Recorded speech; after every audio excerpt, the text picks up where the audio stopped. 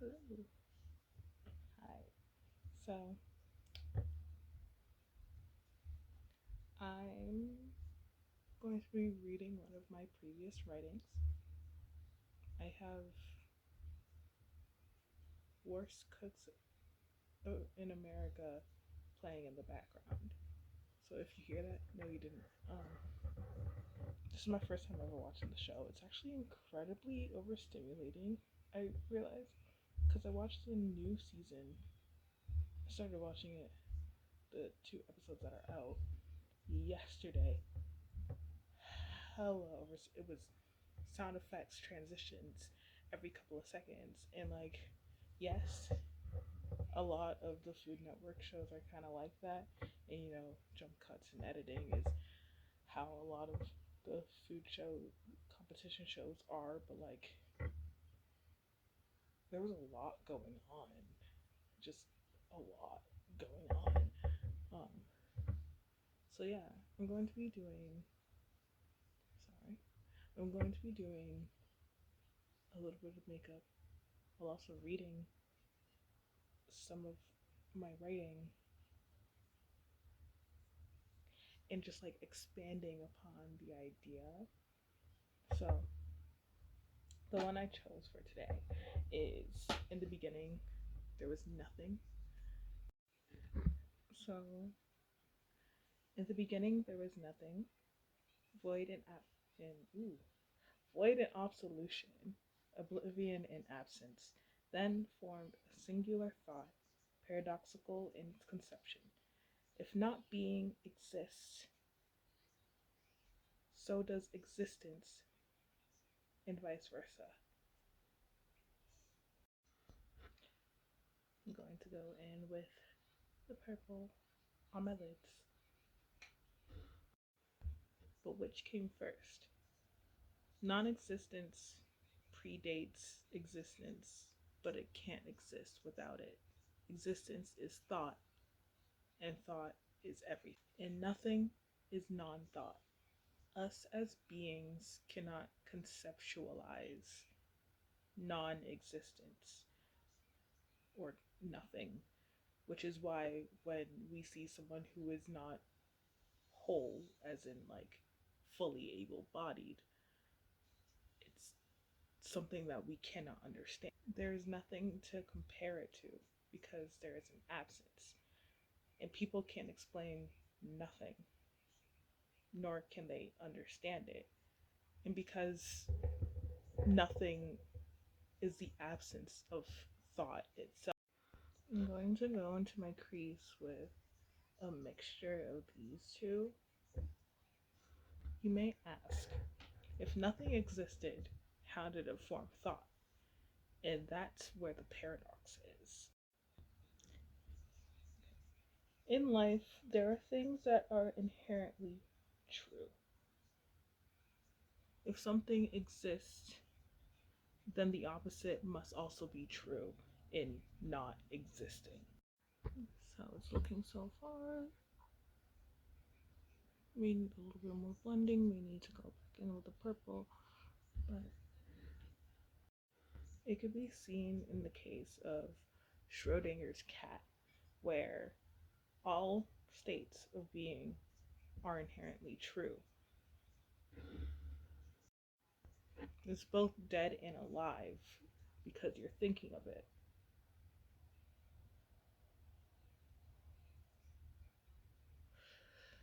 And thinking makes things real.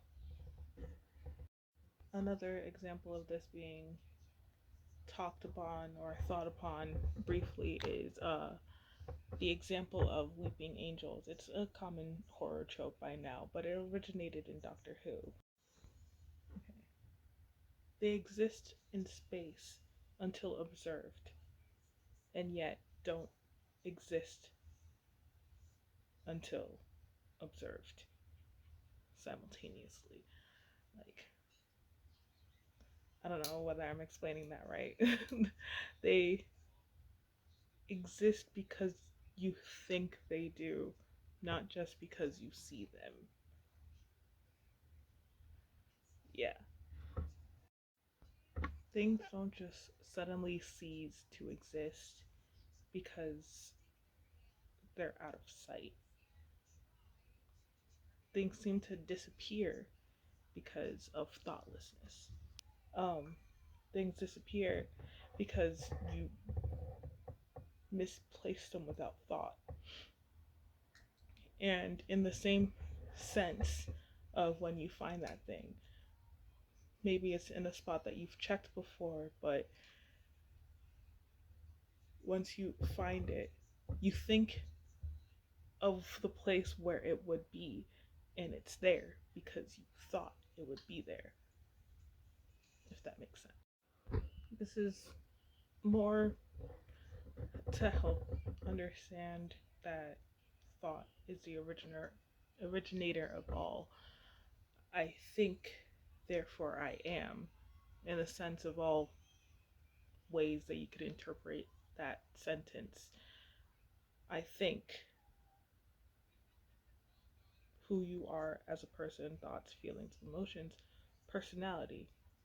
Therefore I am, you are who you think you are. Yet also, I think you have the capacity for thought. Therefore I am. Consequently, you exist. This could even be taken back to religion. Gods exist because we think they do. Every religion is correct in that aspect of thinking. Our thoughts give them the power to do what we think they do. Now, you may be wondering, if we created gods, how did they create us? The answer is the same as everything else: thoughts. We are as much children of the universe as we are of the earth. First is reflected in us just as much as the earth's soil is reflected in our blood. The universe thinks, which is why we can. The universe is ever expanding, and it still continues to grow. It's constant, even proven by science that the universe is ever expanding. And the reason I believe it is ever expanding, and not fixed in size, is because I believe that the universe is learning. I've kind of just given up on explaining to you what I'm doing. Um, I don't even know whether I like it. I'm just going. But to continue on my thought, as I was saying, I think that the universe's expansion is just a collection of thoughts that it has bred through aeons. I feel like one of the best places that really helped me understand that concept a little bit more was, I'm a nerd, but Honkai Star Rail, Hoyoverse, shout out. I was also playing it recently, but the Amphorius arc, where the entire universe itself is a simulation. And, people have been saying that theory for years, that the universe is a simulation, that we live in a simulation. But yeah, I agree, but not in the way that people try to say it as. I think that there are infinitesimal amounts of universes, and they're all just the universe playing out scenarios. This could also be looped in with things like past lives and just parallel universes, multiverses. People love writing AUs, places where people exist and it's you, but if you made a different choice.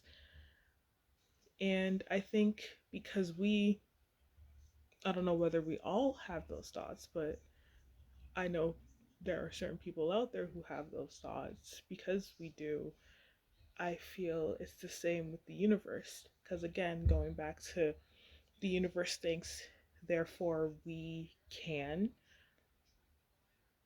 Our thoughts aren't original. They have been played through multiple time over and over again. And just like we are a reflection of one another, we reflect all possibilities. I guess kind of what I'm trying to say is that we, the universe is also, it knows just as much as we do, but all at once. Yeah. It's learning about itself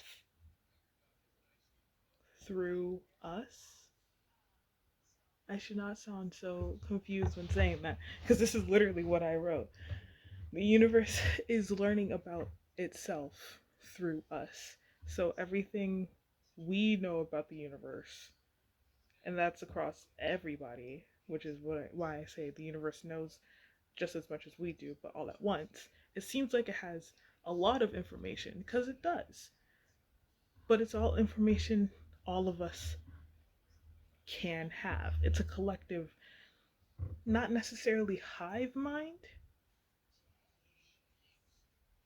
because we do all each have individual and differing thoughts, but a collective mind. Think of it as like a library.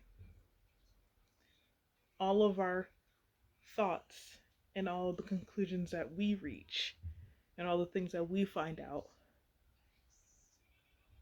are going into the library and the index of the universe. The universe created us, and we created gods who are just broader concepts of thought. So I was raised Christian, um, but I've always had like interests in other mythologies. I like to call myself spiritual rather than Christian.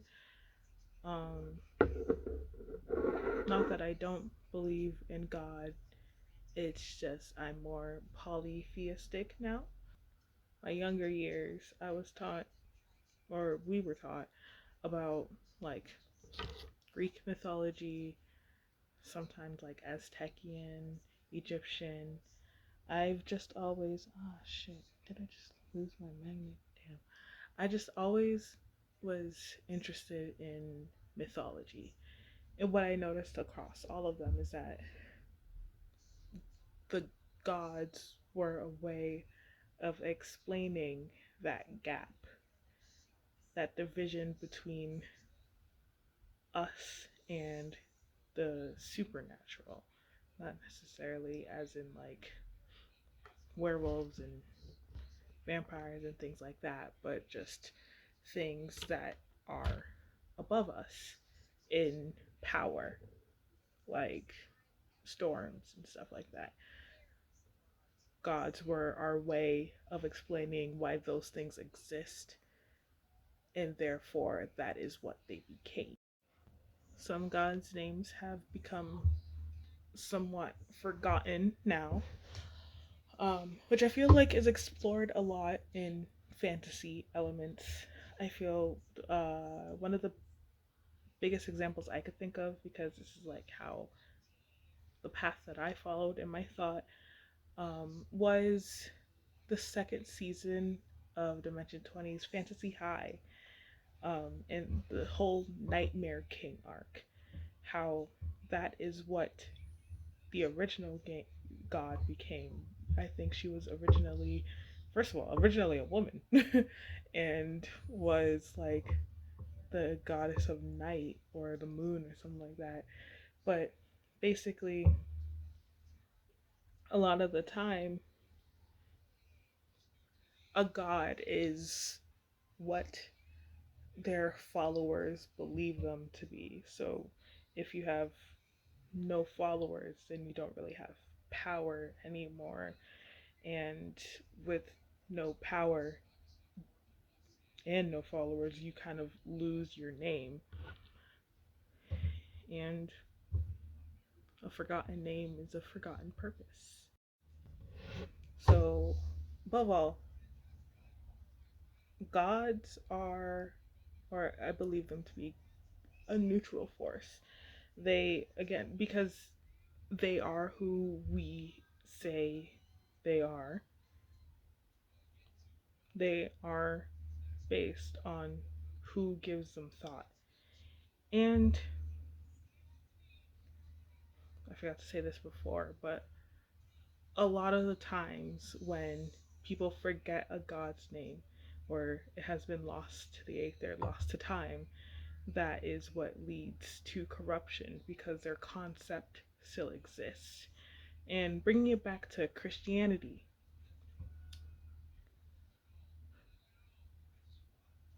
sorry, bringing it back to Christianity,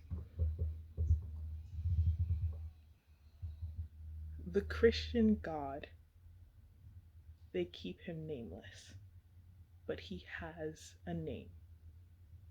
It's YHWH. I pronounce it Yahweh. I don't know how other people pronounce it, but American Christians don't say his name. So I didn't say like everything that I wrote down. This is the completed look. I am going to get dressed and take some pictures after this. But what I wanted to say, because like it's all wrapped up, kind of. I didn't really wrap it up inside my essay either, but like if you want to read it, you can go ahead and read it on my Substack. My Substack name is Nick Monzi, all one word. Um, but essentially, everything is based on thought. Everything exists because thought exists, is basically what it boils down to. Like, even the things that we have now are all created because someone thought about it. Everything in the world is just thought.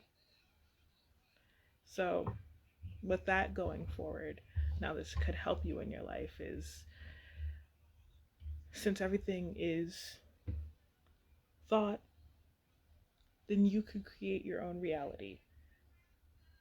If you think differently about yourself, that will then become true because you think it is. Going back to the I think therefore I am, and the if such a thing exists, then the same is true in its non existence. If you think you are the greatest person on earth, or even the opposite, if you think you are the worst person on earth, then simultaneously there is a version of you that thinks you are the greatest thing to step foot. Just find a happy medium and go forward with that. That's really all you can ask for, honestly.